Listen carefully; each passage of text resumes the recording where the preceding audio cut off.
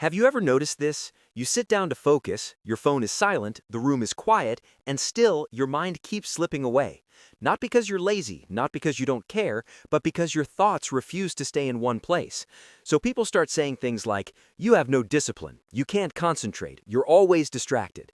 And slowly, you begin to believe something must be broken inside your brain. But what if nothing is broken at all?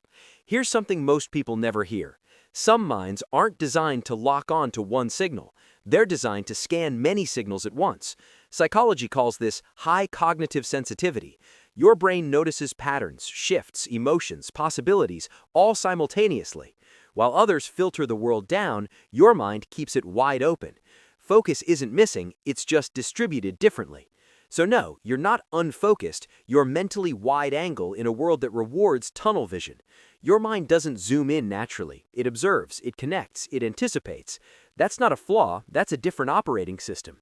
Imagine two people watching the same room. One uses a flashlight, bright, narrow, fixed.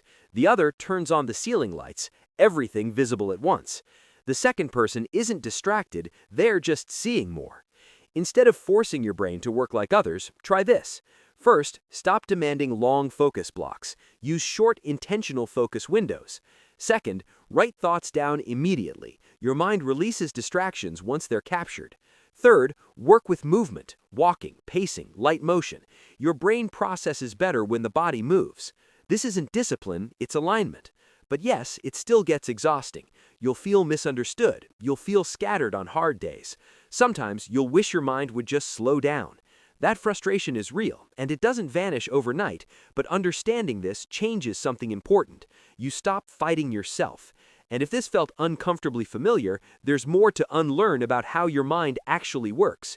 You were never weak, you were never careless. You were simply taught to judge your mind by rules it was never built to follow.